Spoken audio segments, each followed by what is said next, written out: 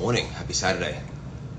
Welcome to the Paradigm Shift, episode 167, with not one, not two, but three legends all at the same time. Couldn't be more pumped. Uncle Dave, see you right there. Bang. I'm gonna bring you on right now. Let's get this party started. Doug, I see you on, brother. We're gonna bring you on at 15. 15. Let's get this party started. Let us know how you guys are feeling in the chats. What's on the agenda this weekend? What are you most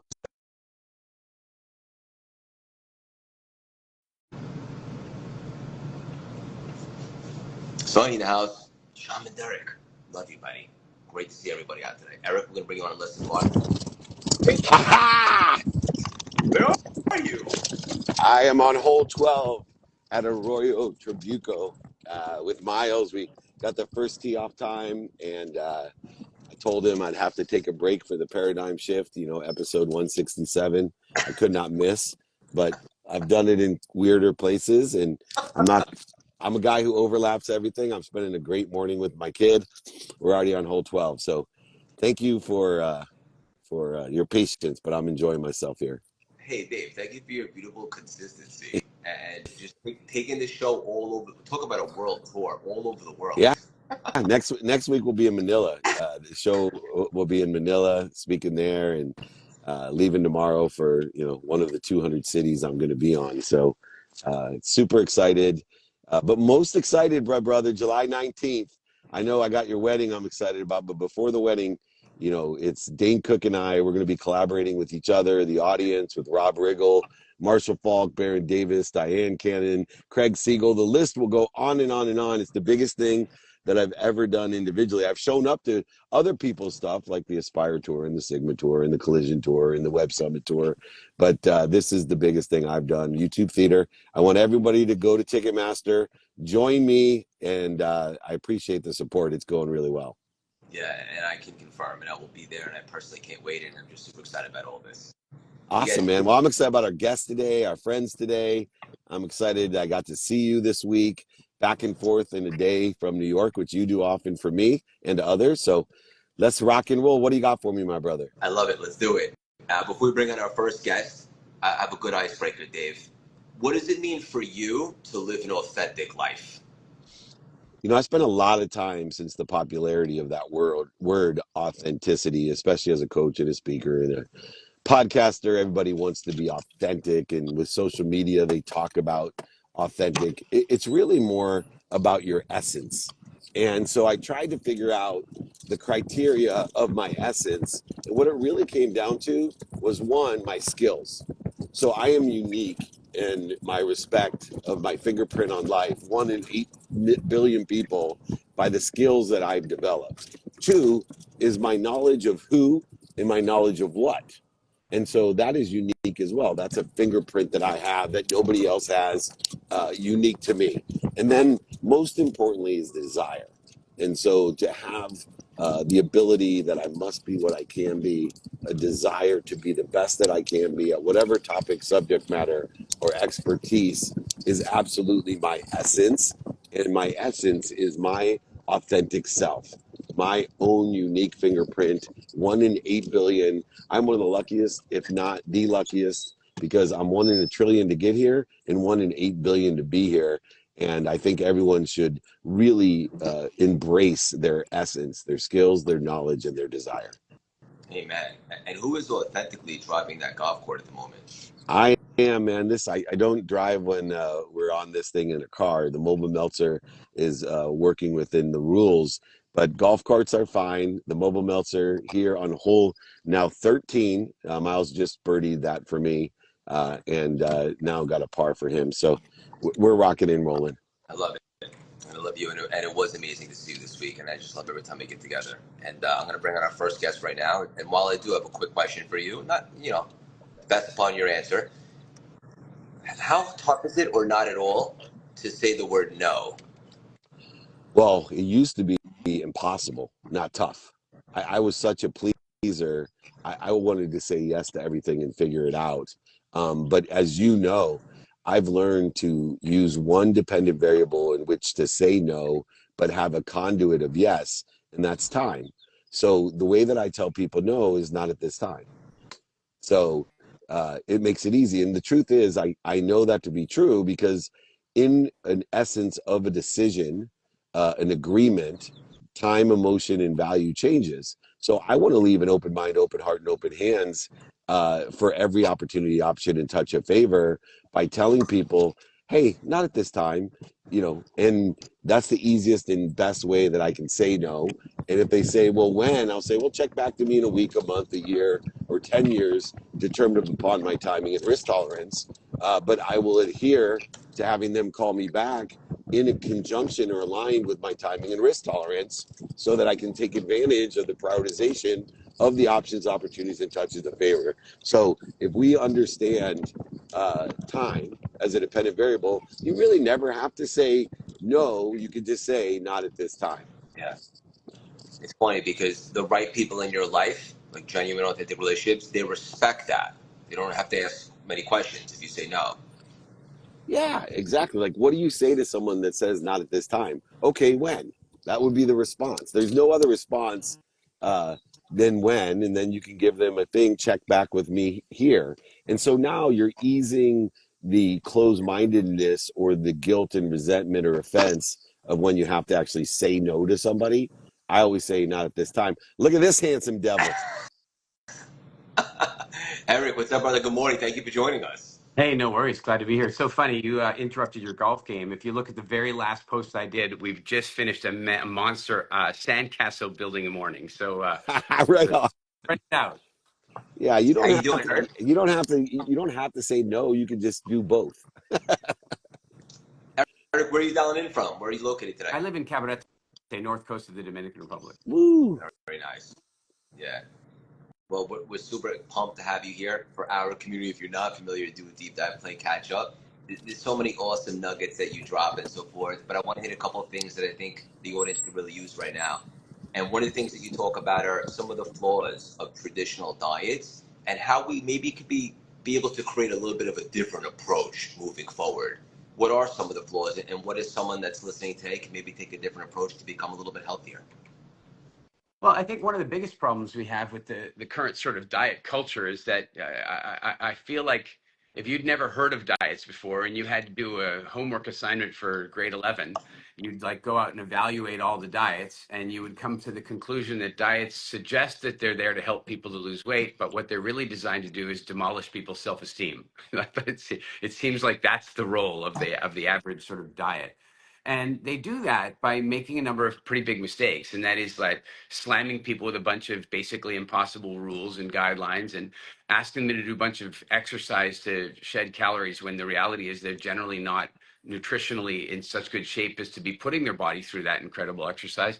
Then they ask them, to restrict their calories and starve a little, or to do super complicated accounting and weighing their food, and or to take a bunch of expensive supplements. And there's a litany of things that are done incorrectly. And what we've really done is created a couple of basic principles that help people to get it done. And I'll tell you, one of the simplest ones is this: where the greatest clickbait in the world is avoid these 7 dangerous foods, or there's one food item that's causing your, whatever. Like, that clickbait is all based on the fact that we're very easy to frighten. And if you want to control people, one of the best ways to control them is to frighten them. And so that's what you see. But the truth is that your and my health and everybody on this health is far more dependent on you getting enough of the good stuff into your body than you getting rid of the bad stuff. In other words, hey, you can eat some of the stuff that might not be so good as long as your body's needs are getting met. And so we start our focus there. I Okay, love well, that. what are you going to Oh, say, Dave? yeah, I was going to say that it comes down to scarce energy, and when I hear the word diet and see the clickbait and understand the scarce mentality of health, instead of I am, what am I doing to interfere with it? We take this approach. It's like people who tell me, well, I'm going to wait for that to be on sale. I'm like, why not put your energy towards making enough money just to buy it? Right? And what we want to do is to have the right nutrition, exercise, and balance in our lives. Think positivity in general. I find that people stress about their diet, and the stress causes more harm than the actual they may be dieting. So they're themselves the new Mediterranean diet.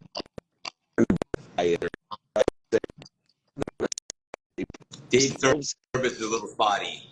Okay. Can you hear me now? Yeah. Hello, hello. Can you hear me, Craig? We can hear you, but it's a little choppy. Okay. I'm gonna move to. I'm running away from Miles. Yeah. Oh, I was gonna say. I was gonna say that the amount of Doug Dane, stress. Can you hear me now? Doug Sorry. Dane cost you. Go ahead, Eric. No, You can go ahead.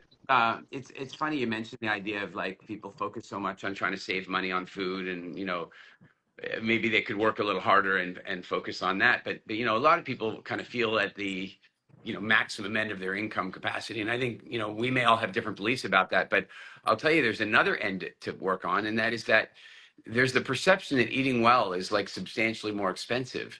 But there's a funny side effect to that, and that is that when somebody eats really well, sure, an individual meal may cost a little bit more money or even a lot more money, but they tend to eat less snacks. They tend to order dessert less often. They tend to need less soft drinks. They tend to generally save money on frequency. So the net of it is that they spend less money on non-foods. They spend less money on prescription medication. They spend less money on over-the-counter medication. They spend less money on supplementation.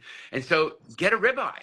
It's that's a big part of it. Is like I learned this a long time ago from the great Zig Ziglar. He's like, everybody goes out there and tries to find themselves the cheapest pair of shoes, but then they're buying that, especially if they're in sales and they're out pounding the streets. They're buying that cheap pair of shoes every 6 months. And one day I'm listening to one of his programs. I'm like 19 years old, and I'm like, this is insane. I'm buying $20 shoes, and I'm getting maybe 6 months out of them, just like he's saying. I'm like, could I really get longer if I spent more? And in a mad moment of insanity, I bought like a $300. This is 20 years ago. I bought like a $300 pair of shoes. It was insane. I had them for a decade. And I think that principle stands. If you invest in high quality, nutrient dense foods, you will buy less food overall. You'll enjoy your food more. You'll be healthier. Hell, you may even live longer. And that might be. That's a good life lesson for really anything, not even just food. Yeah. Can you hear me okay, Craig? Yes. Okay. Yeah. What I was adding was the amount of stress, physical, emotional stress that people put on them by being on diets probably damages ourselves more than a ribeye. So, these diets, the Hold on. Mediterranean. Whoa. Dave, hold on. A ribeye does not damage you. Oh, good. Like Good. Because I love them. But I'm saying. clear about that. Like, no, the ribeye is like superfood. It's not. I Good. respect that there might be some vegetarians and vegans watching, and they can go eat legumes, and that's fine. But I just caught that little. No, they don't Good. damage. Thank you. Well, that makes me feel even better because I love a good ribeye, as Craig knows. But don't you think the stress of being on a diet, the physical and emotional stress, is far more damaging than people realize comparatively to the diet and the benefit from a diet? Well, I agree with the idea that you're saying, but since the average person only stays on their diet for about 6 days, hell no, it's stressful for. That's so smart. But by the way, and I'm teasing, but I'm basically saying you're so right that in a way you're wrong, because it gets so stressful that they just give up. They just give Yeah. up. And that's been one of the areas that we've really been proud of, is that our clients come in and they tell us they're never going to go on a diet ever again because they've changed their diet. And that's a really key thing here, is the word diet got hijacked for some reason by the diet industry. I mean, if you're watching the Nature Show, if you're watching the Big Cat Diaries or National Geographic, that when they talk about the word diet, it's like, here we have Loxodonta africana, the African elephant. Its diet consists of 200 kilograms of grass, bark, seeds, fruits, and 70 liters of water every day. Diet means way of life. It's only humans and our pets that go on temporary diets that fit into silly outfits. A follow-up question to that, and then we'll bring on Doug. Eric, what is the definition, or what does it mean for someone listening right now to achieve food freedom? Well, let's talk about what it isn't. What it isn't is not eating stuff and feeling like you're missing out, feeling like you're being deprived. That's not freedom. And then the other freedom is not freedom, is eating stuff and then feeling guilt and shame. So everybody is like riding this bumper between denial and deprivation and guilt and shame. And they just bumper back and forth between them when they're in the diet world. Real food freedom means that you've changed your cravings, your instincts, your desires, such that you have the freedom to eat what you want, when you want, as much as you want, and feel great about it. And equally, and this is super important, the freedom to not eat what you know you shouldn't be eating and not feel like you're missing out. That is food freedom. Nuggets. In all life, right? Doing what we want, when we want, with who we want, and that includes food. And it should as well with freedom itself, eating what we want, when we want, and how we want. How important is moderation, though? Because I feel as if, for me, growing up poor, that I had a scarce mentality that there wasn't enough food, even when I could afford anything I wanted. Is portion control just considered a diet, or is it just a healthy habit? How does portion control? You can eat whatever you want as long as you can't eat, something that's considered broccoli. For example, you don't eat broccoli and only broccoli and too much broccoli. I'm sure it might have a detrimental effect. How does portion play into the role of diet? I have two answers. One is a bit flippant, but how do you think portion controls works with with heroin? And, Love and, it. I can be on this interview all day. That's awesome. So I mean that a little bit flippantly, in that there are certain foods that most people probably shouldn't have in moderation because they know it's addictive for them, and that food takes away their freedom. Like there are many people who can't have, say, one piece of chocolate; they have to have 20, or they can't have one thing, right? So there's that. But then the other thing is this: that yeah, on some level, portion control, could serve a purpose because we have such an abundance of food around us. But again, the problem with portion control is that it's basically a form of torture. It's like I'm gonna ask you to live in a world of deprivation all the time. You can have a little bit of this thing you love, but not so much. And frankly, most people think that they are living with moderation. And I've looked around America and Europe, and I don't see a lot of moderation. I mean, the people eat like never before. They're clearly, their version of moderation and real moderation seems to be off kilter. So what I would suggest is that when somebody eats a species-specific seasonal diet, what's interesting is that the foods they eat are typically much more satiating. So, for example, speaking of your love of a ribeye, I mean, if somebody sits down to eat a ribeye and a bowl of rice and some bread, they're going to eat themselves into a distended stupor. But if somebody sits down and eats a ribeye with a side of broccoli, they get full because they've eaten something that's super easy to digest and that's nutrient dense. And so they're satiated. The people who eat bread at the beginning of the meal are 10 times more likely to order dessert at the end of the meal. The people who do not have the bread are much less likely to order dessert. And that's because there are certain foods that are basically, a low grade crack cocaine. And so you have to, that's where you got to consider moderation. If you're going to have bread, moderation is probably a good idea. If you're going to have pasta, moderation is probably a good idea. If you're going to have a ribeye, if you're going to have broccoli, I would say, hey, have at it. But also remember that we evolved seasonal relationships with food. So to your point about broccoli, I think eating a little broccoli is a great thing, but our ancestors would never have had access to any one vegetable year round. So we should eat vegetables for long enough to get, what might be beneficial from them, but not long enough so that they start becoming a problem, like the cruciferous vegetables that make it difficult for you to uptake magnesium. And the next thing you know, you got stomach cramps and your immune system's not operating well and you can't sleep so well. Love it. Great question and great answer. We're going to bring on our second guest. Eric, if you have 5 or 10 minutes, I'd love for you to hang out. If not, we understand.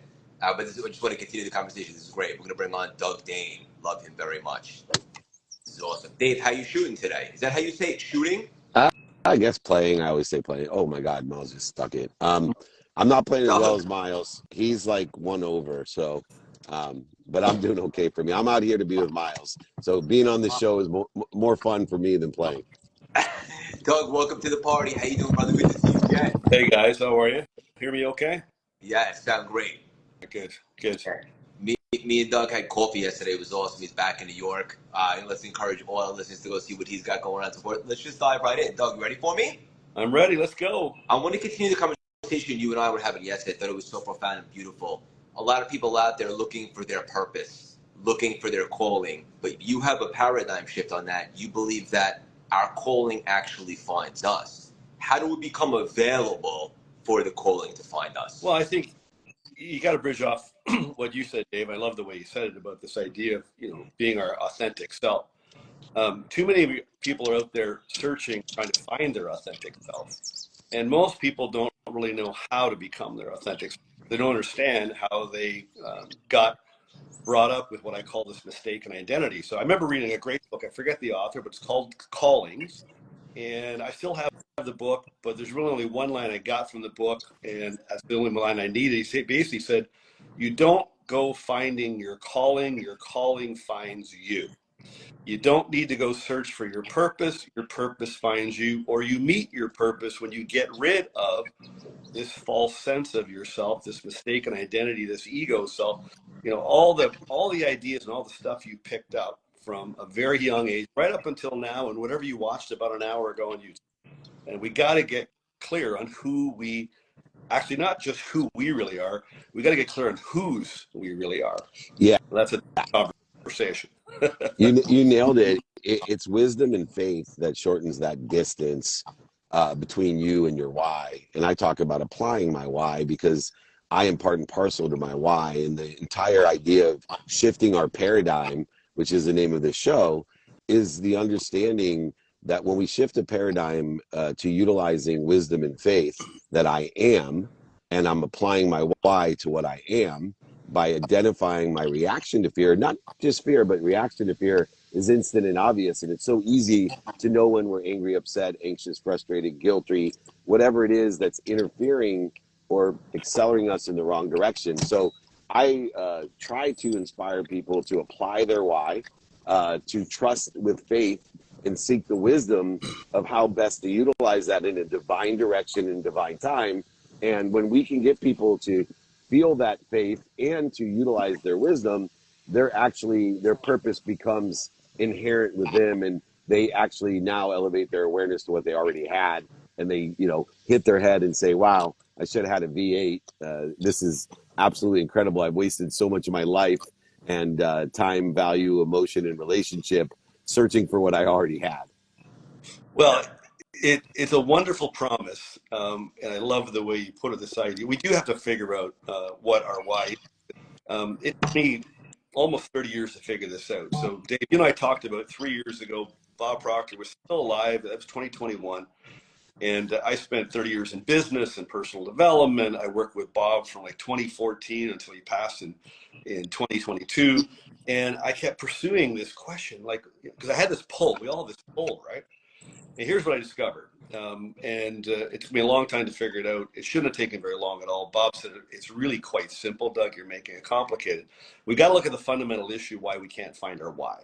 So Craig and I, we were talking about this yesterday. 60% of adults in North America and pretty much every part of the world have been brought up with what they call adverse childhood experience. And if you look at the checklist of what they call ACEs, I went through all: emotional abuse, physical abuse, sexual abuse, drug force, violence in the home. There's about 12 items on the list. I checked all of them except experiencing or witnessing war. And so 60% of adults have been through that, and they're brought up being mistreated, causes all kinds of problems. Lots of distortion of who they are and who they're not. They don't really know who they are. They don't have any confidence. They have low self-esteem. They have all kinds of insecurities. They grow up doubting themselves and question themselves. And of course, because they're mistaken about who they are and who they're not, what do? They make mistakes. And then they judge themselves. They get judged by others. And they just keep going on and on and on. And then there's the other 30%, 35% that makes up the rest. There's 5% that just, they just take off like a rocket. Life is pretty easy. They're confident. They're secure. They know who they are. Their parents help them to figure out that answer. And they just go about life pretty well. There's another 30% or so that great family, no ACEs, no adverse experiences. But they're still questioning themselves. They're still searching for their calling and their why. Well, why is it? Well, because when you were little, you got, programmed with all this stuff, rules, values, beliefs, right, wrong, good, bad. And if you didn't follow it, if you didn't conform, and that's our biggest issue today, it's worse than ever, is this idea of conformity. I was telling Craig yesterday about a great book by Dale Carnegie. 1921, he wrote How to Stop Worrying and Start Living. And in that chapter, he said the fundamental problem we have today is people are trying to be somebody that they're not. Surely it's a lot easier to be yourself, he said. He said, but the issue is people are trying to be somebody they're not, and it causes all kinds of psychoses, neuroses, and complexes. Now, does that sound familiar? That's 1921. We're in the same boat here today, but it's worse than ever. It's no wonder people are lost and confused, can't find themselves, and don't feel good about themselves, don't feel good in their own skin. It's just, that's wrong. We shouldn't be. Yeah, it's exacerbated. Yeah, can you hear me okay? Yes. Yeah, it's exacerbated. I remember Bob, who was such a significant, not only role model in my life, mentor in my life, but the biggest donor to the Unstoppable Foundation, which I'm the chairman of. Just an incredible human being. But he said, David, amplified and exacerbated by social media is the biggest energy suck in the world. And I said, what was that, Bob? He said, between I am and this is what I want people to think I am. And if we can help people shorten that distance between I am and this is what I want people to think I am, we can help put them at ease and dissipate, dissolve, and even sometimes disappear the dis-ease that we create through our behaviors, good and bad. So, Doug, you and I share such great sentiment for the incredible Bob Proctor, and our lives are absolutely benefiting still today and empowering others as well with that wisdom that he has shared with us for so many years. Do you remember that he used to say, I'm not who you think I am. I'm not who I think I am. I am who I think you think I am. Right. You hear that the first time, you kind of go, what? Huh? You really got to think about that, Anyway, that back to I love this so much. I'll land the plane with this final nugget. Yeah. We were talking yesterday, Doug, and a lot of people call the opponent ego, Satan. I think you like to call him the inner cellmate, which I thought was really beautiful, makes so much sense. How does one decipher the difference between intuition and that inner cellmate? Well, in the book, I talk a lot about that, and basically the rule I follow. So you got this inner cellmate, he or she's always constantly yapping at you, talking to you. In psychology, we call it ego, false self. In Christianity, we call it the enemy. I call it a mistake. I think most people are stuck in this emotional prison of their own making from their past. And it's the reason they're stuck in jail is it's a case of mistaken identity. They're mistaken about who they are. And so this inner cellmate likes to, yap a lot. And you're never going to get rid of that cellmate. It's always going to be with you. You have to learn to be in charge.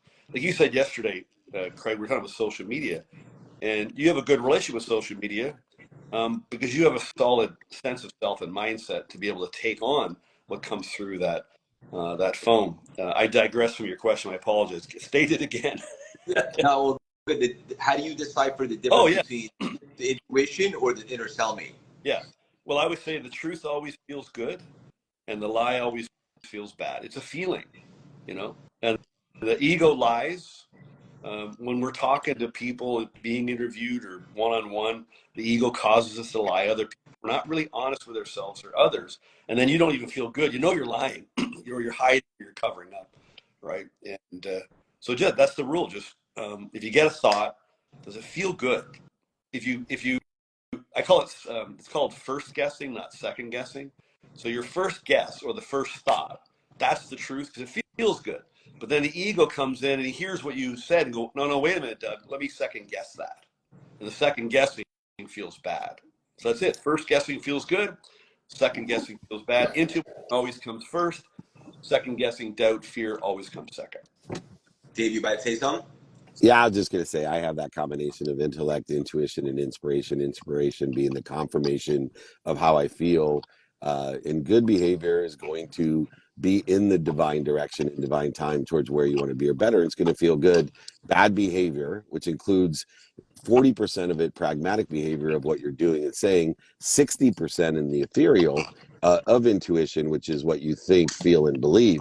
And so when we can align the 5 levels of intention in the divine direction in divine time, that you'll realize that the easiest way to decipher intuition compared to the inner child, inner critic, inner cellmate, as you suggest, would be to determine intellectually, what am I hearing? 2, intuitively, how does it feel? And inspirationally, where should I go and what should I do? So, there is a faith element to this, though, because I have people that I'm coaching with.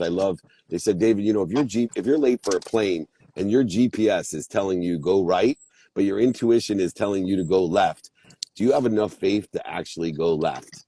And I do. And I'm okay if I miss the plane to know that I missed the plane, but the lessons I've learned in the long run in the infinite time zone is going to be much more valuable in my life, even though pragmatically my GPS was telling you go right, that's your best chance to make the plane.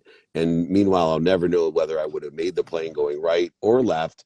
But what feels in the construct of intelligence and inspiration is such a great guide for all of us. So I appreciate it, Craig. I got to jump. I got 2 more holes left with my handsome son here, who's 1 over. Miles.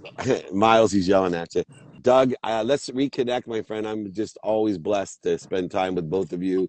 Craig, I got to jump. I want to remind people, please email me. I'd love to see you guys July 19th with Dane Cook. We're going to be collaborating together and with the audience, Rob Riggle, Marshall Falk, Baron Davis, Diane Cannon. We got everybody showing up, and the amazing Eagle, Craig Siegel. We'll have to invite Doug to come along. Thank you guys for letting me join you.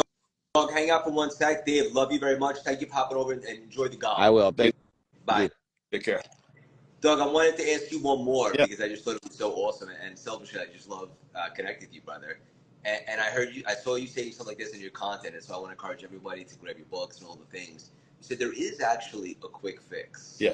And that is to change the perception of your story. Is that right? Yeah, there is a quick fix.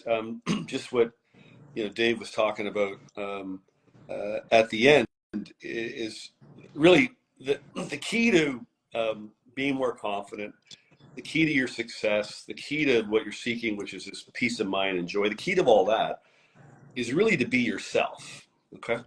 Now, if you've got a rough story, you have a bad perception of yourself. You're mistaken. You got a mistaken identity.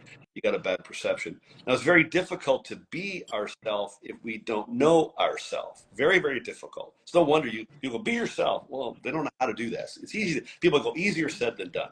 It's actually easier done than actually said. And so, really, what I did. So if you read the story in the book, I mean, it was an extreme situation. Statistically, I should be homeless, dead, or in jail, but I'm not. Why am I here? And why am I, not just surviving like most, but thriving, right? And the idea, what I figured out was my perception of myself is because of how I perceived my story, what I was going through. Our experiences cause perceptions and judgments, and then the outside world perceives and judges us a certain way. So when I'm a little boy and police come and all that stuff, I remember the social workers and the police and how they took or treated, me as a victim. And of course, I became a victim. So the key is if you look at your story from a rational, logical, adult-like perspective, I was able to look at that extreme violence and abuse and go, that's not a big deal. I'm not a victim. It didn't happen because of me. It simply happened to me. And I was lucky enough to be adopted at 6 months. And so it gives me a different perception because I could have been placed in your home, Craig. You and I could have been brought up as brothers. I could have been adopted by Dave Meltzer. I mean, I could have been anywhere. And so I use that perspective to go, if I had gone somewhere else, this would be a different conversation. I wouldn't be on this conversation. So if you change the perception of your story, and you don't take it so personally that you think it's about you. You think it's about you because it happened to you and the resulting emotions and negative health and wellness issues that come along with it. You think it's about you. So you change the story. If you change the story, then your view on you changes and then you can be free. That's the ticket. And it can happen very, very quickly. Most people don't want they want the quick fix, but they're not prepared to do the hard work for the quick fix. You can turn this around literally in weeks. I've had clients I've worked with go through this book in less than 30 days. after 50 plus years of victim mentality, hurting themselves, da da da da. They turn it around like that because we just changed the view on the story. Their perception of them changes. They let it all go, and they get on with their life. You have so many nuggets, brother. I love you. And it's like, I didn't make this up. I can't take credit, but I think actually Uncle Dave said it to me. You can't change the past, but you could change the meaning you give it, No. and that can set you free. Yeah, no question. One of the biggest lessons I learned, and all the stuff that I teach and I assembled the book, it's not my stuff. I was just a great student and scientist and earnest investigator, not just to figure out my own problems, but I wanted to help other people as well. And the best book, one of the best books I ever read, of course, was Psycho-Cybernetics. And in that book, he explained, how our mind directs our brain nervous system. And the single biggest rule, he said, let sleeping dogs lie. Do not look at the past. Don't think about the past. Don't talk about the past. If and until you can look at the past and you feel good about the past. We've been taught to live in the past. I mean, everything is in the past. I mean, watch the news. Here in New York, a lot of news going on. It's all old news. It's in the past, but we linger there and we stay there. That's what therapy does. Therapy keeps you in the past. You wonder why you don't let go of the past. Very important item. Yeah, I love it. I know our listeners that might not be familiar are going to fall in love with you in 2 seconds. What's the best way for them to go deeper with you, to support you, the books, anything? How can they get involved? Yeah, I think if you just Google, Doug Dane, you'll find me. I'm on, Instagram, Facebook. You go to my website, you'll find me online there, Doug Dane. And I'd really encourage you, go to the website and there'll be a pop-up where you can download. It's called 3 Questions You Should Ask Yourself About Your Mistake. This is the book here. If you download that little ebook, it's only about a 5-minute read. It explains 3 important questions you'd ask. It explains the cause of your symptoms and your problems. And it also explains there is a cure. There is a cure to the problems that you're facing. So I'd say go there, grab this little PDF. It'll explain what we're talking about here. And after that, you're on my email. If you want to reach out, just reach out. Love it. And let's do so many more things together, my friend. It was great to see you guys. It was great. It was great to spend time with you. I was really, really enjoying it. I love fun. I'm going. Awesome. We'll connect. Yeah, we'll connect offline. Have an unbelievable weekend, and thank you for stopping by. My pleasure. Thanks to all of you. Take care. Yeah. And guys, go check out what Eric has going on, and obviously Uncle Dave. Thank you for the unbelievable consistency, and please join us for his event in July with Dane Cook and all. It's going to be absolutely unbelievable. Let's have a great weekend, guys, and let's all aim for achieving self-actualization, as Doug was talking about, finding out who we really are, giving an opportunity for our calling to find us. And that happens when you know exactly who you are and what you want to become. And I love you guys. Have an unbelievable weekend. Think big. Love you guys.